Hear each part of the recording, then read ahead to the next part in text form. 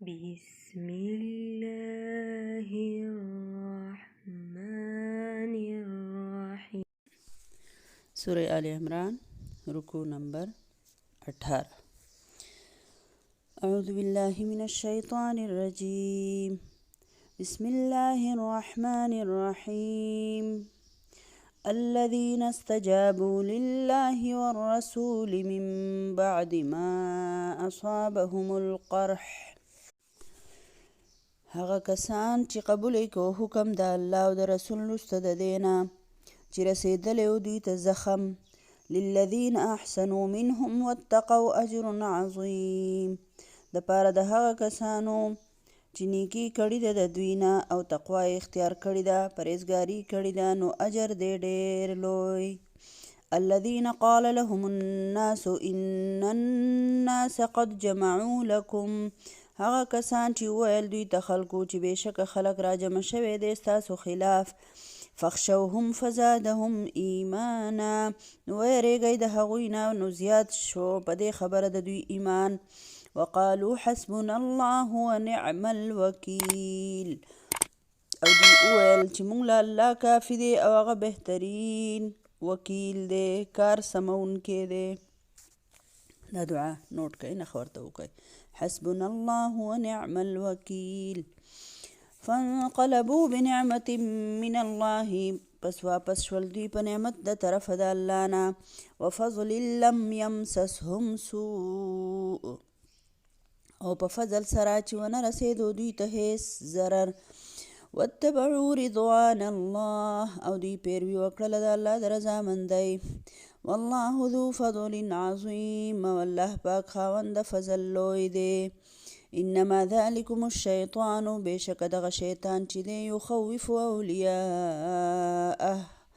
یرول کوي یا یروي خلک د خپلو دوستانو نه. فلا تخافوهم وخافون ان کنتم مؤمنین. نو مه یریږئ تاسو د دوی نه او یریږئ زما نه که چېرې یئ تاسو مؤمنان. ولا يحزنك الذين. او نه دې خفه کوي ته هغه کسان یسارعون فی الکفر چې دوی منډې وهي په کفر کې. انهم لن یضروا الله شیئا. بېشکه دوی هرګز ضرر نشي رسولی الله ته هېڅ قدر لا. یرید الله ان لا یجعل لهم حظا فی الاخره. اراده لري الله چې جوړ نه کړي د دوی دپاره هېڅ حصه په آخرت کې، یا مقرر نه کړي د دوی دپاره هېڅ برخه په آخرت کې. ولهم عذاب عظیم. او د دوی دپاره لوی عذاب دی. ان الذین اشتروا الکفر بالایمان. بېشکه هغه خلک چې دوی واغستو کفر په ایمان باندې. لن یضروا الله شیئا. هرګز به نقصان ونه رسولی شي الله ته هېڅ قدر لا. ولهم عذاب علیم. او د دوی دپاره دردناک عذاب دی. ولا يحسبن الذين كفروا. او ګمان دې نه کوي هغه کسان چې کافران شوي دي انما نملي لهم خیر لانفسهم. چې بېشکه دا مهلت چې موږ ورکوو دوی ته نو دا بهتره دی د دوی د ځانونو دپاره. انما نملي لهم. بېشکه دا مهلت چې ورکوو موږ دوی ته لیزدادو اثما. دپاره دی چې زیاته کړي دوی ګناه خپله. ولهم عذاب مهین. او د دوی دپاره عذاب دی ذلیله کوونکی، سپکوونکی. ما كان الله ليذر المؤمنين. نه دی الله چې پرېږدي مؤمنان على ما انتم عليه. په هغه حال چې یئ تاسو په هغې باندې. حتی یمیز الخبیث من الطیب. تر دې پورې چې جدا به کړي ناپاک د پاکونه. وما كان الله ليطلعكم على الغیب. او نه دی الله چې خبر درکړي تاسو ته په غیبو باندې. ولكن الله یجتبي من رسله من یشاء. او لیکن الله پاک غوره کوي د رسولانو خپلو نه هغه چاته چې وغواړي. فآمنوا بالله ورسله. پس ایمان راوړئ په الله باندې او په رسولانو د هغه باندې. وإن تؤمنوا وتتقوا فلكم أجر عظیم. او که تاسو ایمان راوړو او تقوا مې اختیار کړله نو ستاسو دپاره اجر لوی دی. ولا يحسبن الذين يبخلون بما آتاهم الله من فضله هو خيرا لهم او ګمان دي نه کوي هغه کسان چې دوی بخل کوي په هغه څیز چې ورکړی دی دوی ته الله پاک د خپل فضل نه هو خیرا لهم چې دا بخل ګنې بهتره دی د دوی دپاره بل هو شر لهم بلکې دا بخل بد دی د دوی دپاره سیطوقون ما بخلوا به یوم القیامه زرده چې توق به واچولی شي یعنی د غاړې زندان بشي ما هغه څیز بخلو به چې بخل کړی دی دوی په هغې سره یوم القیامه په ورځې د قیامت ولله میراث السماوات والارض او الله لره دی میراث د اسمانونو او د ځمکې والله بما تعملون خبیر او الله ستاسو په عملونو باندې خبردار دی په دې رکوع کې هم د جنگ احد د هغې وخت خبره ده کله چې مشرکان د جنگ احد نه واپس شول نو چې سل لږ لرې لاړل په لاره کې نو ودرېدل او عقل سر له راغی او یو بل ته ویې دا په مونږ څه چل وشو مونږ ولې راووتو د میدان جنګ نه د محمد صلی الله علیه وسلم د طاقت ته ختمولو قیمتي موقع مونږ ولې د لاس نه پرېښوده او مونږ ولې داسې راووتو نو په خپلو کې مشوره وکړه وایي راځئ چې په مدینې باندې فورا بله حمله وکړو ځکه چې ټول غمځپلی شوي دي مرګونه تې شوي دي ستړي شوي دي نارینه خو ټول په جنګ کې ستړي شو که نه نو بس حمله به پرې وکړو ایسته به د محمد صلی الله علیه وسلم طاقت ختم کړو خو الله پاک وله همت ورنه کو ښی ووې او بیا یې طاقت نه و او مکې ته واپس لاړل دلته اوس د نبي صلی الله علیه وسلم خو بهترین دغه هم و کمانډر هم و نو هغې سوچ وکړو پاک نبي صلی الله علیه وسلم سوچ وکړو چې که چېرته دا خلک بیا واپس په مونږ رانشي دا کافر ځکه چې دوی ولې لاړل مسلمانانو ته هم دا پته وه چې مونږ خو یو موټی کسان او دوی ګڼ وو او هغوی سره هر څه وغشي نیزې زموږ سره خو هر څه ختم شوي نو دوی ولې لاړل نو نبی صلی الله علیه وسلم سره دغه فکر شو چېرته واپس رانشي نو په دې وجه نبی صلی الله علیه وسلم دغه جنګ احد چې څنګه لکه دغه ورځ تېره شوه او په سبا له مسلمانان یې ټول راجمع کړل او ورته یې وفرمیل وایي ځئ چې په کافرانو پسې ځو نو دا ډېره نازکه موقع وه که نه چې تو زخمي او ستړی چور یې او بس ایسته کې په دغه وخت کې نبي صلی الله علیه وسلم ورته وایي پاسئ چې ځو جهاد له پخپله رسول الله صلی الله علیه وسلم څومره زخمي شو که نه او د هغې باوجود تاسو وګورئ که نه مونږ کله وایو نه زه الله د دین کار نشم کولی ما ته دا مسله ده او دا مسله ده ځان نه وړې خبرې رخ کړي تاسو دې خبرو ته لږ سوچ وکئ په ځان یې راولئ نو دا ډېره نازکه موقع وه بیا هم مؤمنانو خپل ځان د قربانۍ دپاره پیش کړو د رسول الله صلی الله علیه وسلم سره روان شو صحابه حمراء الاسد نوم یو ځای دی چې د هغې پورې لاړل چې دا د مدینې نه 8 میله لرې دی کافران وتښتېدل او مسلمانانو ته فتحه حاصله شوه نو په دې آیت کې هغې طرف ته اشاره ده په دې آیت تاسو وګورئ هغه خلک چې هغوی د الله او د الله د رسول په حکم لبیک ویې وروسته دغه نه د قرح نه د زخم نه ښه زخم رسیدو او بیا هم دوی روان شول نو چې دوی لاړل د کافرو سره جګړه ونه کړه بلکې الټه کافر ویرېدل او وتښتېدل بیا الله فرمایي هغه خلک چې هغه کسان چې دوی خلکو ته وی چې خلک راجمع شوي دي ستاسو خلاف ویرېږئ که نه نو الله فرمایي د هغوی ایمانونه نور سیوا شول او هغوی وی حسبنا الله ونعم الوکیل دا داسې چل و چې د احد د جنګ نه چې کله دوی تلل د کفار د ابو سفیان مسلمانانو ته وی چې یو کال پس به بیا د بدر په میدان مقابله کیږي بیا به راوځو رسول الله صلی الله علیه وسلم ورته وی بالکل ټیک ده خو چې کله د واده وخت راغی نو ابو سفیان په خپله باندې ایسته کې راوتو ته تیار نه و نو په دې کال کې ځکه چې په مکه کې الله پاک قات راوستی و نو دغه ابو سفیان وی چې لکه اوس چې مونږ ونوځو نو خبره خو ما کړې ده چې راوځو به په عربیانو کې دا کار دی د قول و قرار ډېر زیات خیال به یې ساتو د ابو سفیان د خپل ځان دغه د وعدې د خلاف ورزۍ د بچ کېدو په ځان باندې یو داسې دغه راهچو پرده راهچوله چې دو یو سړی و نو نعیم بن مسعود هغه مدینې ته ولېږو او څه پیسې او ښه بده یې وله ورکړل او هغه دا ډیوټي ولګوله چې هلته کې لاړ شه په مدینه کې دا خبره مشهوره که چې دې ځل له خو قریشو بل شانتې غټ لښکر راوستی دی مسلمانان سم وایه ورته وایه چې بس تیارې کوي او زورور لښکر را روان دی د مسلمانانو خلاف که نه هغه لاړو ښی مدینه کې دا خبر خور کړو هر چا به یو بل ته ووایي چې ډېر غټ لښکر راجمع شوی دی د کفارو کال خو دی په یو ساعت کې لکه تېر شو اوس به مقابلې له به راوځو د بدر میدان ته به بیا راوځو خو چې هغه مسلمانانو څنګه دا خبره واورېده نو د مسلمانانو خو د مؤمن خو ایمان سیوا شي که نه خو د الله نه یریږي هغو څه چلو کو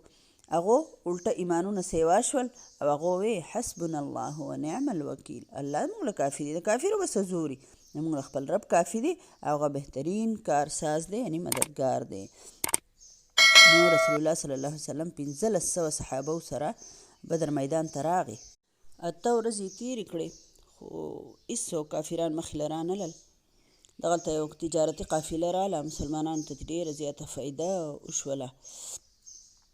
او ابو سفیان چې دی هغه رامنا مخ نه شو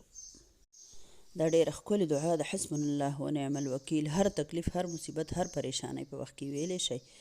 ابراهیم علیه السلام چې ورته ورغورځېدو نو هغه دا دعا ویلې وه حسبنا الله ونعم الوکیل نو د دې په برکت سره دعا په برکت سره ایماني غیرت په برکت سره الله پاک اور ته وی یخ شه او په اور باندې ونه سوځېدو که نه نو هر مشکل چې تکلیف چې دا دعا وایي اکثره پریشني بیماري یا بل داسې مقدمه یا هر څه چې دا ډېره ښکلې دعا ده څو پیرې به یې وایو اوس به تاسو دا تپوس کوئ که نه نو څو پیرې پکې نشته څونه ډېره یې ویلی شئ بس وایئ په ایماني جذبه سره یې وایئ بل په دغه وخت کې که کافرو د مکې مشرکینو که یهودیانو د مدینې که منافقینو که عربو قبایلو ټول د اسلام د ختمولو لپاره په اړ لګیا وو د نبي صلی الله علیه وسلم خلاف نو نبی صلی الله علیه وسلم به خامخا لکه غمجن و الله رب العالمین ورته فرمایي دا د شیطان ملګری دی او دا شیطان تاسو د خپلو ملګرو نه یاروي تاسو زما نه یریږئ مه یریږئ لکه د دې خبرې غم تاسو مه کوئ نبي صلی الله علیه وسلم ته الله پاک په قرآن پاک کې په مختلفو ځایونو کې دا تسلي ورکړې ده او الله فرمایي د دوی دا منډې تراړي دا کوششونه دا بس صرف د هوا دي لکه د یو صحت دي او دا به الله پاک کمزوري کړي او مؤمنان له به الله طاقت ورکړي او دغه شانتې وشوه یعنی ټول 23 کاله کې قرآن نازل شو 23 کاله صحیح چې الله پاک اسلام غالب کو که نه او په مکه کې خو 86 کاله وشو بس حالات بیا بدل و که نه الحمدلله الله پاک اسلام غالب کو او مسلمانانو ته فتح حاصله شوه الله پاک دام فرمایي چې الله پاک مؤمنان داسې نه پرېږدي چې ناپاک او پاک او ټول دی په یړ باندې الله دا خو ټول په یو معاشره کې اوسي منافق او مؤمن او کمزور ایمان والا مضبوط ایمان د دې ټولو خو پته نه لګي هله یې پته ولګي چې الله پاک پې ازمایش راولي ښې بدې ورځې پې راولي که نه د دوی پته ولګي نو ځکه الله فرمایي چې چڼ کومه ناپاکه د پاک نه او دا مخلص خلک چې هغه ستا سره شي چې هغه د اسلامي نظام دپاره دغه وکړي منډه وهي خدمت وکړي او بیا الله فرمایي چې د غیب علم خو الله پاک چاله نه ورکوي مطلب دا چې رسولانو ته هم د غیب علم نه الله یې د خپل ځان د کار دپاره خوښ کړي او حق ونه وله ورکوي هغه خبره ورته ښکاره کوي کومه چې الله رب العالمین غواړي بیا الله رب العالمین د بخیل ذکر دلته کړی دی په دغه وخت کې هم مالی بدني د قربانو ضرورت و نن هم اسلام ته د مالی بدني قربانو ضرورت دی ځینې خلک مال ورسره ډېري او خوښي مال خو د زکات په وجه باندې وایي چې بس څه چلو کوم بس 80 تپوسونه کوي او لکه زکات ورکولی نه یې خوښ دا ډېره زیاته غلطه خبره ده دا واورئ قرآن څه وایي په زکات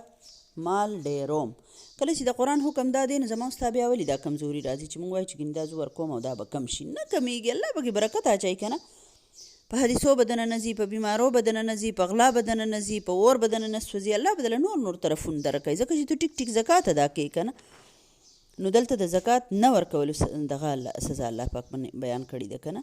چې الله فرمایي څوک هم چې بخل کوي دی وایي چې دا زما دپاره بهتره دی خو دا د دپاره ډېر خراب دی بد دی د دوی دپاره او دغه بخل به د قیامت په ورځ د غاړې توق نو حضرت ابو هریره رضی الله عنه نه روایت دی چې کم سړي له الله مال ورکړي او دې ته زکات نه ادا کوي نو د قیامت په ورځ به د ده دا مال د گنجي مار په شکل کې به او د ده په سترګو باندې به 2 تورې نقطې او دغه مار به د دې مرۍ نه تاو شوي او د ده دا دواړه وښکي نه وي په خوله، په دې وښکو کې به د دې نه به یې دې نیولی او دا به له راکاږي ویل به چې زه ستا مال یم، زه ستا هغه خزانه یم. او بیا رسول الله صلی الله علیه وسلم دا آیت ولوستو. الله دې موږ ټول د داسې حالت نه په امان کړي. او بیا الله فرمایي چې میراث خو د الله دی، تاسو خو به دا مال پرېږدئ مړه کېږئ به، ټیک ده، او ستاسو نه به پاتې کېږي. نو تاسو دا سوچونه ولې کوئ؟ حدیث کې دي که نه، نبي صلی الله علیه وسلم فرمایي انسان وایي چې زما مال زما مال زما مال، حالانکې د ده مال دقه دی کوم چې واغستو وای غوستو وی خوړو او کوم چې د الله په لار کې ورکو، دقه د ده مال دی کوم چې پاتې شو خو د میراثیانو شو. زه تپوس وکړو چا دې تپوس وکړو افضله صدقه کومه یوه ده؟ نو نبي صلی الله علیه وسلم ورته وفرمیل چې د تندرستۍ په حالت کې او د مال د خواهش یي او مالدارېدو ته دې زړه کېږي، امید دي او د محتاجۍ نه یریږي او بیا هم ته ورکې، نو دقه بهترینه صدقه ده چې لا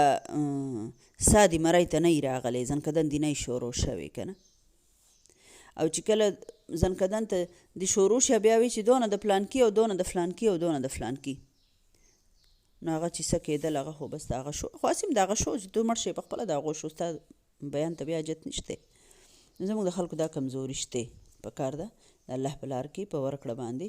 لکوټي ځانونه تیز کړو، خصوصا د رمضان په میاشت کې یو په 80 اجر دی که نه، څومره لوی اجر دی. الله دې د ټول نه قبول کړي چې څومره هم صدقې ورکولی شئ د الله په لار کې، قرضدارو قرض خلاصولی شئ، د بیمارانو سره مدد کولی شئ، د الله د دین په کارونو کې ورکولی شئ. که فرض که تاسو ما مخکې هم تاسو ته ویلي وو، بیا هم تاسو ته وایم، که ستاسو ځینې خلک داسې چې د هغوی اکثر زموږ د بهر ملکونو ملګري که نه، چې هغوی ته داسې څوک نه میلاویږي، دلته خو خپلوان یي اکثر، خو به هر حال کله کله هغوی غواړي چې موږ داسې په صحیح ځای کې ورکړو چې په ښه طریقه باندې هغه استعمال شي، نو بالکل زموږ امداد هم حاصلولی شئ. الحمدلله زموږ سره داسې کسان موجود دي، څومره ډېر د خلکو سره تعلق وي نو هغومره ورته زیات خلک معلوم وي که نه، نو دغه هم کېدی شي که تاسو وایئ نو زموږ خپل یوه طریقه ده الحمدلله، د بیت المال هم خپله ناظمئ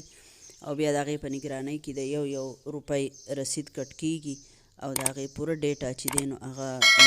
تیاریږي او بیا د هغې نګراني کېږي چې په ټیک طریقه چې دی مال چې دی هغه مستحق ته ورسي. نو داسې طریقه هم شته دی الحمدلله زموږ په تنظیم کې. الله دې ټول اجر ورکړي او خدای پاک دې موږ ټول ډېر ډېر صدقې ورکوونکي جوړ کړي. آمین ثم آمین. صدق الله العظیم.